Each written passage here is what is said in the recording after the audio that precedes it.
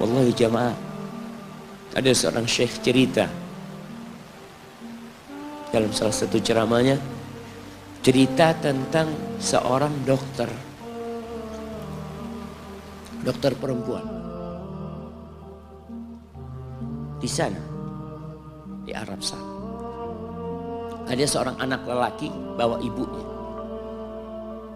ibunya masuk ke dokter ini, subhanallah. Ibunya ini gila. Anak-anak muda ini, belum nikah, dia bawa ibunya.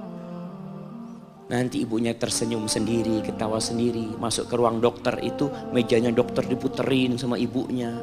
Anaknya minta maaf, ya dok, kata dia. Sekali-kali nanti ngeliat di televisi dokter itu ada gambarnya Ka'bah. Ibunya ngomong, nak kau bukan nak ngomong, kamu bohong mat kau bohong sama ibu. Katanya mau dibawa umroh ibu, kata dia. Nanti diludahin anaknya, digigit anaknya. Nanti kerudungnya ibunya terbuka, dipasangin lagi.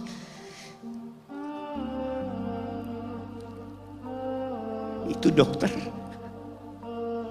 tanya sama anaknya, ini siapa? Ibu anak, kata dia. Sejak kapan dia seperti ini? Sejak lahir.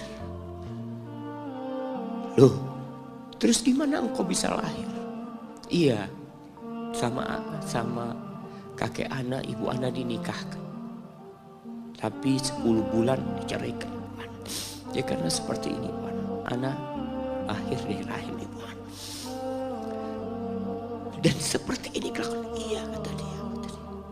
Engkau berbakti sama dia, kata dia. Dia kan nggak kenal sama engkau. Iya, dia nggak tahu sama ana. Tapi Allah tahu kalau dia ibu ana.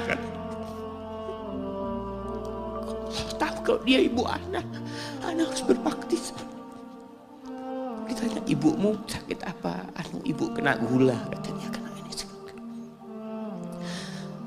Setelah dikasih resep, itu dokter cerita, pasiennya keluar, ditutup pintunya. Dokter ini nangis. Dia mengatakan, ana sering dengar ceramah tentang birrul walidain. Ana sering mendengarkan tausiah ustaz tentang berbakti kepada orang tua. Tapi ana baru sekarang melihat kebaktian seorang anak sama orang tuanya. Ibunya gila, dia tetap berbakti. Dan dia mengatakan, iya ibu ana gak tahu sama ana, tapi Allah tahu kalau dia ibu ana. Dan yang ngasih wasiat supaya kita berbakti sama orang tua itu Allah, jemaah. Apapun yang dilakukan orang tua kita.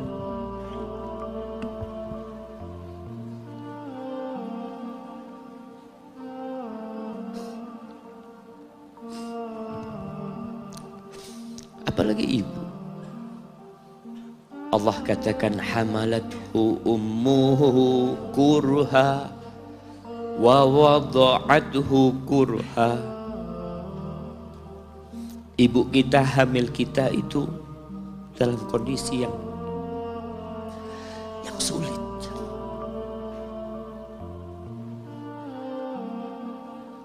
Ada ibu yang harus bed rest demi anaknya lahir.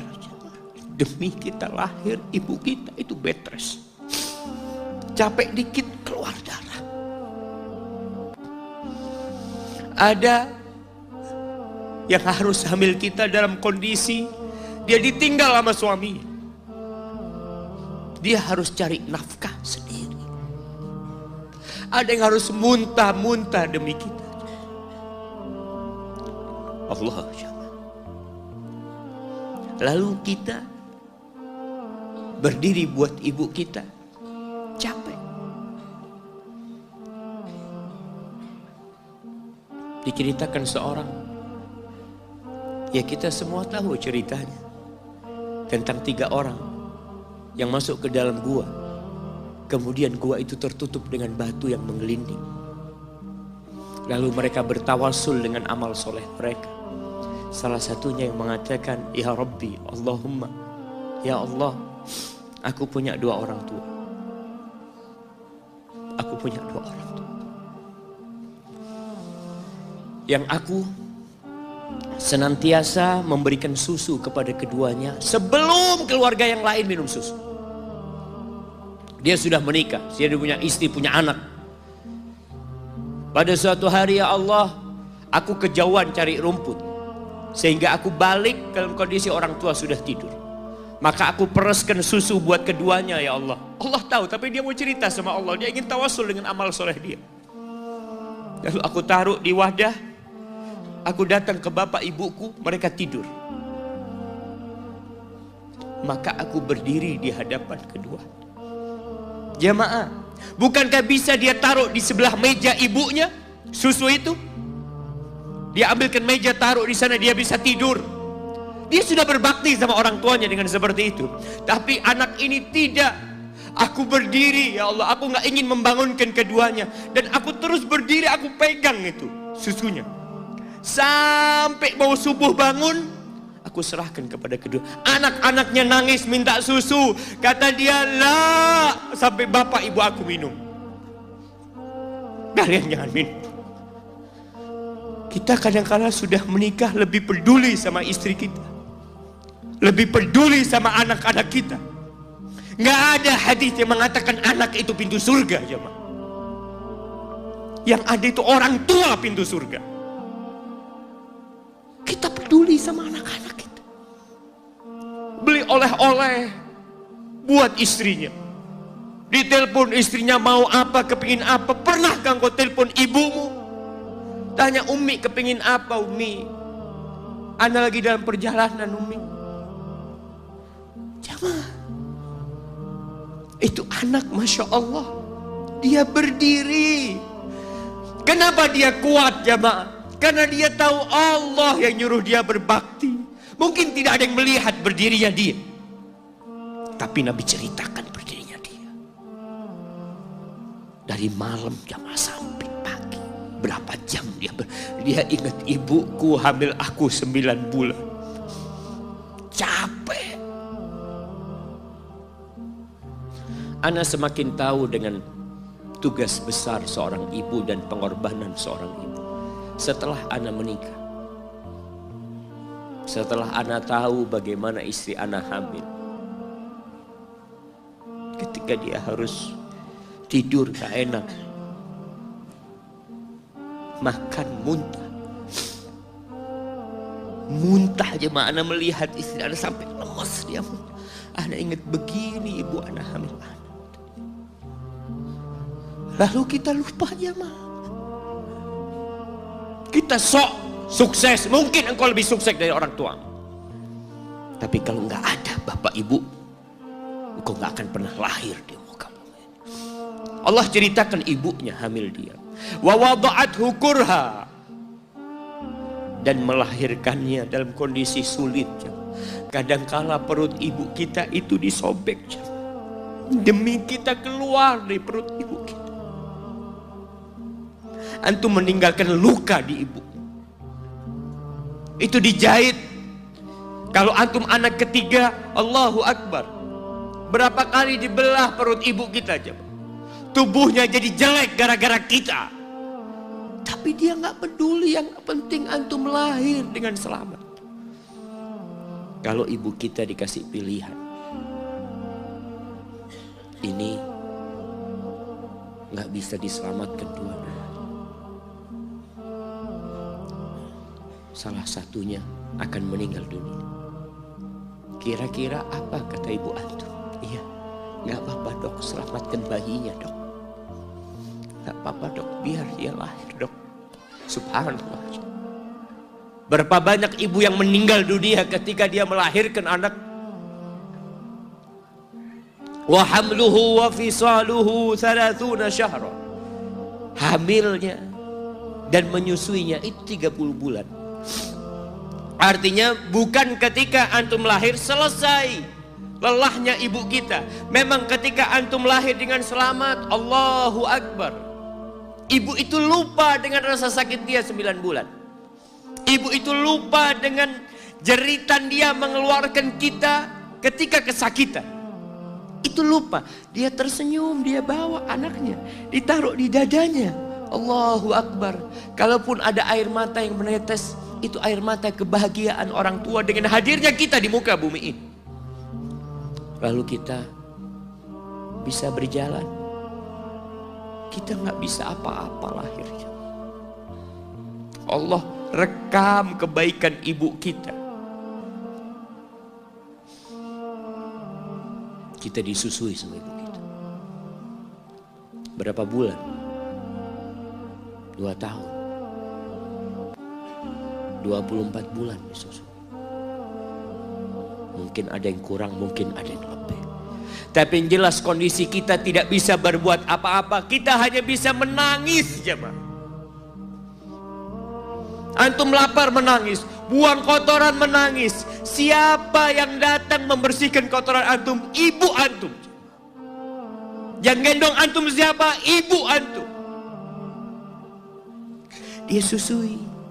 Subhanallah, sampai anaknya agak besar sedikit, diajari bicara sama ibunya, diajak ngomong sama ibunya, diajarin berdiri sama ibunya, diajarin berjalan sama orang tuanya. Allahu Akbar.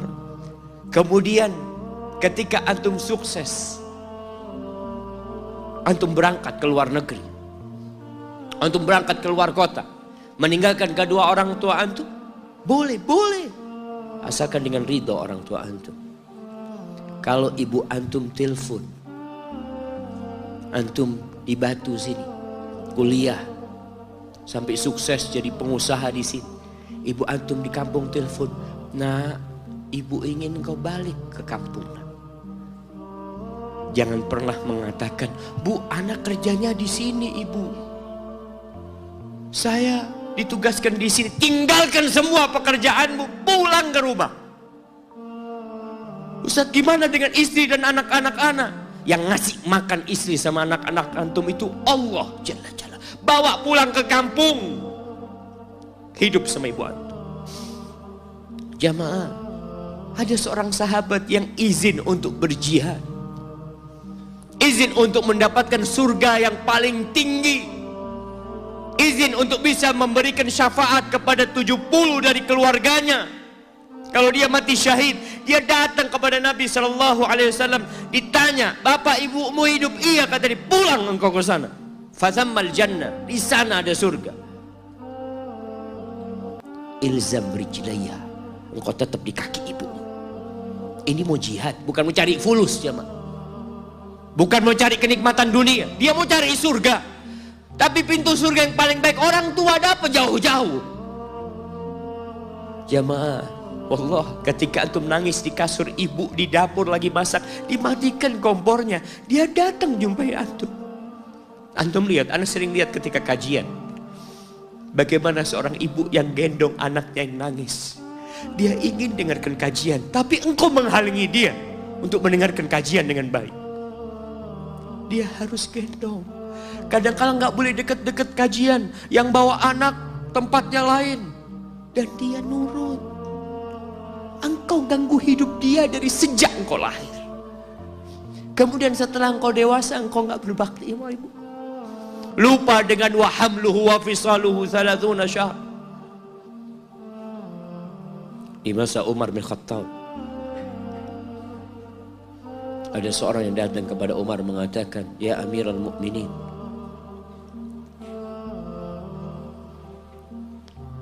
aku ini jadi kendaraan buat ibu. Aku ini yang membersihkan kotoran ibu, dan aku palingkan wajahku. Ibuku sudah lumpuh, gak bisa apa-apa, dan aku berusaha untuk berbakti sama dia. Aturani qad jazaituha.